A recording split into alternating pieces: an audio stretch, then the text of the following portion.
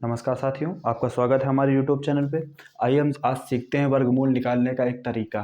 वर्गमूल हम कैसे निकालेंगे ये हम सीखेंगे कि 2 सेकंड में कितना भी बड़ा क्वेश्चन हो 2 सेकंड में उसका हम आंसर निकाल लें।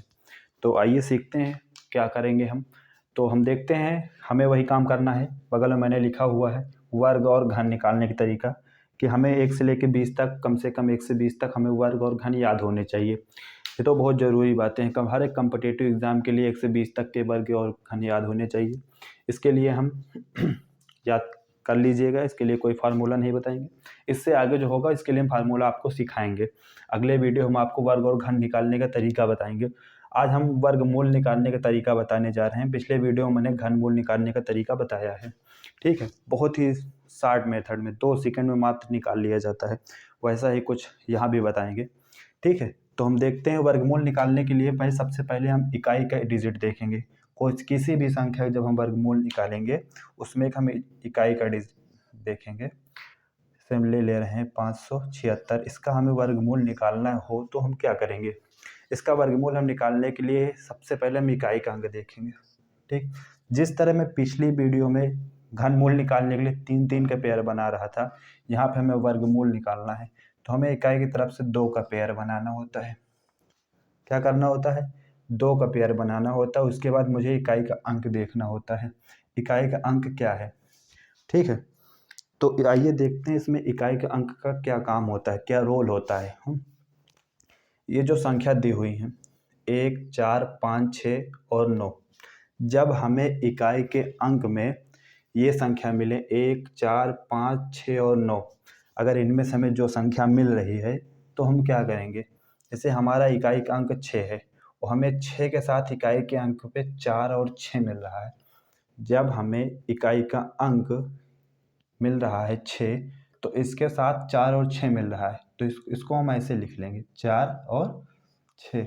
ठीक, एक बात ये हम समझ रहे हैं, अगर इकाई के अंक में 2, 3, 7 और 8 या फिर सिंगल जीरो, अगर इकाई के अंक में कभी भी 2, 3, 7, 8 या सिंगल जीरो आ जा रहा है तो इसका कभी भी पूर्ण वर्ग संख्या नहीं बनेगा। ठीक, अगर किसी भी पूर्ण वर्ग संख्या में ये डिजिट हैं तो समझ लीजिएगा उसका वर्गमूल नहीं होगा कोई भी।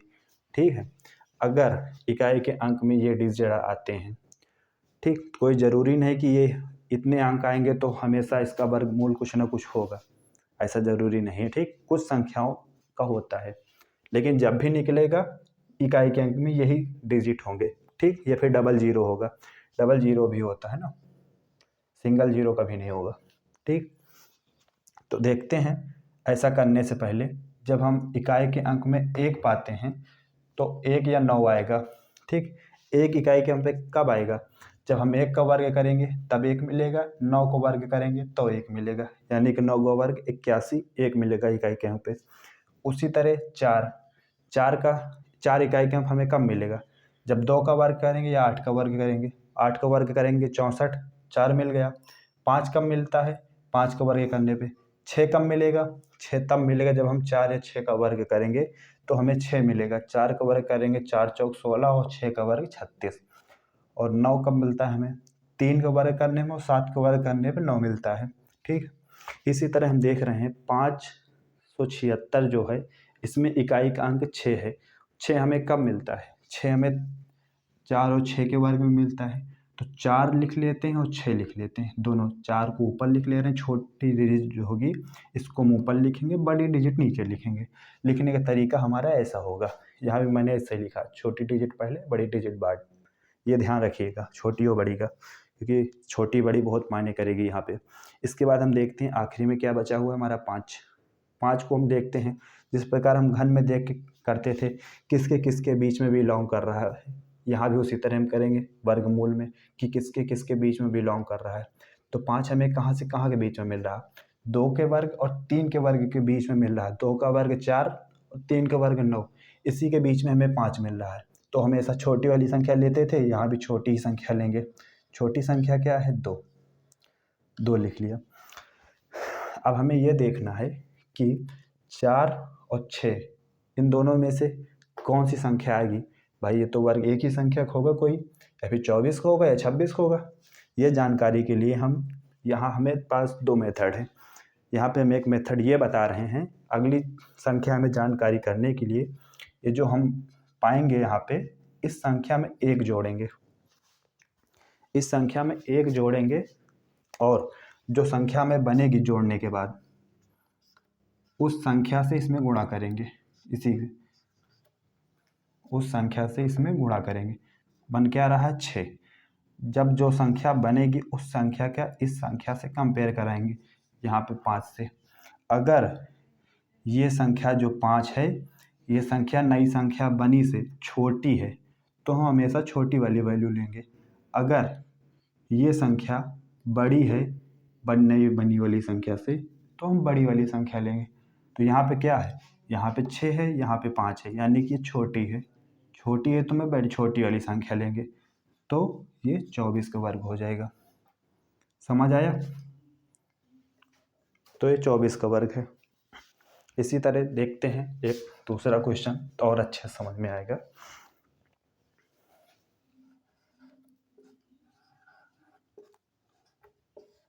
संख्या हमेशा इसी तरह होगी, वर्गमूल का यही निशान है, अंडर रूट का निशान ये वर्गमूल है। यहाँ पे 2 हमेशा छिपा होता है, ठीक है ना। देखते हैं आगे। इसमें हम देख रहे हैं इकाई के अंक में हमारे पास 4 है। 2 संख्या के पेयर बनाते हैं, पेयर मैंने बना लिया। इकाई के अंक पे 4 है, तो हमें इकाई के अंक पे 4 कब मिलेगा? इकाई के अंक पे 4 हमें कब मिलेगा? जब हम 2 का वर्ग करेंगे तब हमें इकाई के अंक पे 4 मिलेगा, या फिर 8 का वर्ग करेंगे तब इकाई के अंक पे हमको 4 मिलेगा। लिख लिया मैंने दोनों। अगला स्टेप हमारा क्या होता था, बची संख्या को हम देखेंगे कि किस किस संख्या के बीच में ये बिलोंग कर रहा है। यहाँ पे लिखा हुआ 51। 51 कहाँ पे बिलोंग कर रहा है? 51 7 के वर्ग और 8 के वर्ग के बीच में बिलोंग कर रहा है, ठीक है। तो हम हमेशा छोटी वाली संख्या लिखते थे, तो लिख लेते हैं हम 7 लिख लिया। इसके बाद मैंने क्या बताया, थर्ड प्रोसेस, इसमें एक जोड़ के जो संख्या नई बनेगी, जो संख्या नई बनेगी उससे गुणा करते थे, इसको इससे गुणा कराते थे। 8 सते 56 बन रहा है। इसके बाद 56 को हम यहाँ से कंपेयर कराते थे, कंपेयर कराने पे ये हम देखते थे जब ये वाली वैल्यू छोटी होती है इससे तो हम छोटी संख्या ले लेते हैं, अगर ये संख्या बड़ी होती है तो हम बड़ी संख्या ले लेते हैं, ठीक। तो यहाँ पे क्या है, ये वैल्यू छोटी है तो हम छोटी वाली संख्या ले लेंगे। छोटी वाली संख्या कौन सी? ये, ठीक। तो 7 था, यहाँ पे 7 लिया था, ये छोटी वाली संख्या ले लेंगे, यानी कि 72 हो जाएगा हमारा आंसर, ठीक है ना। आइए देखते हैं हम एक दूसरा मेथड क्या करेंगे हम। इसी तरह के क्वेश्चन मैंने आपको एक बताया, अब दूसरा मेथड हम देख रहे हैं। हमारा क्वेश्चन हो जा रहा है कौन सा, 7921, इसका वर्गमूल निकालना है, ठीक। तो हम बनाएंगे इसी तरह पेयर बनाएंगे, ठीक। ये हमारा पेयर बना, ठीक। पेयर बनाने के बाद हम देखेंगे इकाई के अंक पे क्या है। इकाई के अंक पे 1 है, तो 1 हमें इकाई के अंक में कहाँ से मिलेगा भाई? इकाई के अंक पे 1 हमको 1 के वर्ग करने पे मिलेगा या फिर 9 का वर्ग करने पे मिलेगा, ठीक है। इसी जगह तो मिलेगा, देखिए 1 पे मिलेगा या फिर 9 पे मिलेगा, ठीक।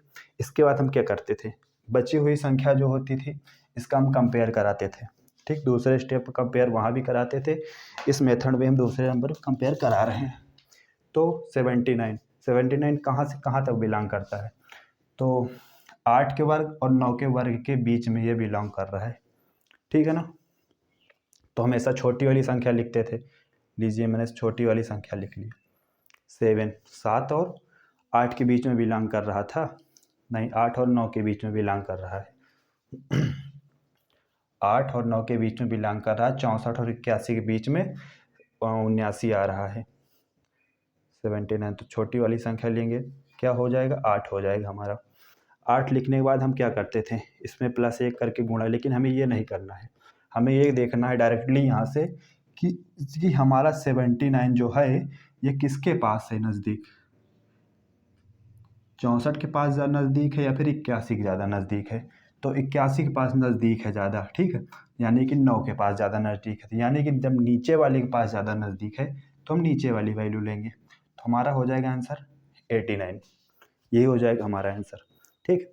पिछले वाले क्वेश्चन में हम क्या कर रहे थे, 1 प्लस कर रहे थे, है ना, 1 प्लस कर रहे थे। इसमें +1 करने के बाद जो नई वैल्यू बनेगी उससे गुणा कराने के बाद कंपेयर कराते थे। 8 9 72, 72 आ रहा, इससे हम इसका कंपेयर कराते थे। कंपेयर कराने पे हम ये कहते थे अगर ये वैल्यू छोटी है तो छोटी वाली संख्या लेंगे इससे, अगर इस संख्या से ये वाली वैल्यू बड़ी है तो बड़ी वाली संख्या लेंगे, तो यानी कि बड़ी है तो बड़ी वाली संख्या ये ले रहे हैं। इसका भी आंसर उसी तरह आया। ठीक है, समझ आया। देखते हैं कुछ और क्वेश्चन। एक क्वेश्चन ऐसे हम सॉल्व कर रहे हैं।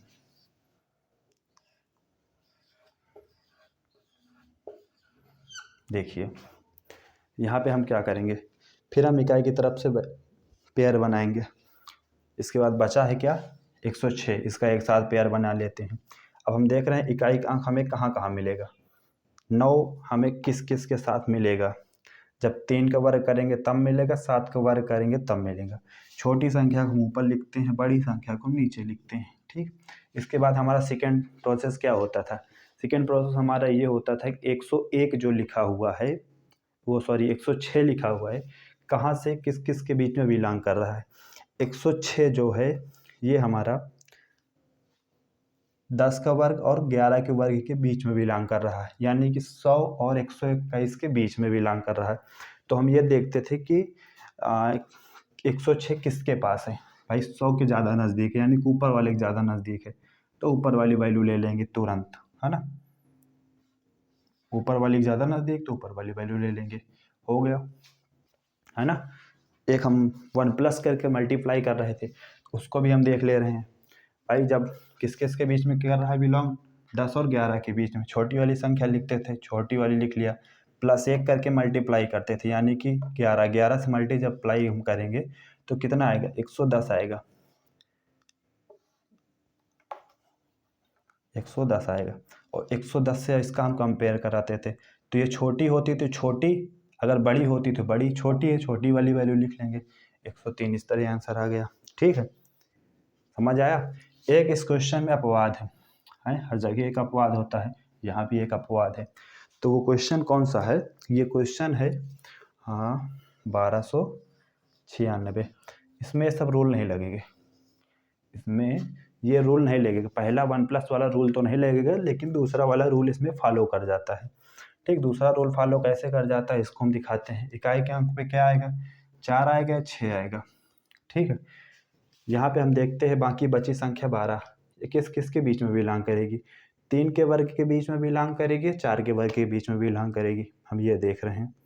तो ये यहाँ पे बिलोंग कर रही किसका वर्ग, तो 3 लिख लेते हैं, छोटी वाली संख्या। हमें ये देखना होता है कि किस किस के बीच में बिलोंग कर रही है।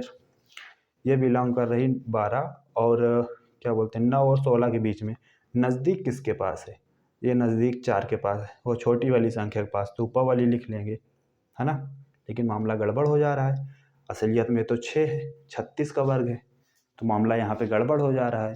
तो ये प्रोसेस इस क्वेश्चन पे नहीं लगेगा। ठीक, यहाँ पे इसको ये फेल्ड कर दे रहा है। ठीक, और +1 वाला देख ले रहे हैं यहाँ पे थोड़ा 1 मिनट के लिए।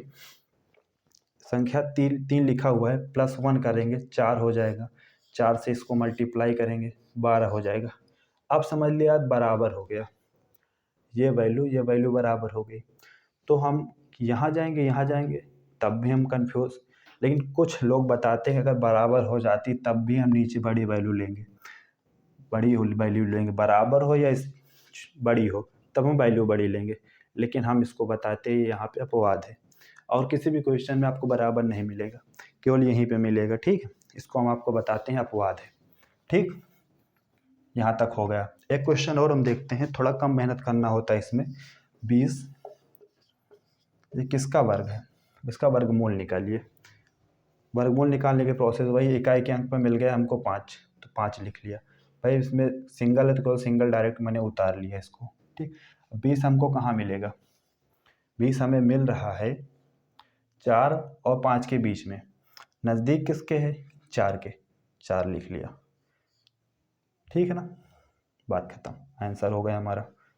4 और 5 है लिखा हुआ। ठीक, छोटी वाली वैल्यू लिखते हैं, लिख लिया, क्योंकि हमें ये और ये वाला ऑप्शन हमारे पास नहीं है, हमारे पास सिंगल 5 है, इसलिए हम डायरेक्ट कर सकते हैं, इसका कंपेयर करने की ज़रूरत नहीं पड़ेगी और हमें वन प्लस करके इसका मल्टीप्लाई करने की भी ज़रूरत नहीं पड़ेगी। ठीक, अगर आपको समझ आया हो हमारा वीडियो तो लाइक, सब्सक्राइब और शेयर कर लीजिएगा। नमस्कार।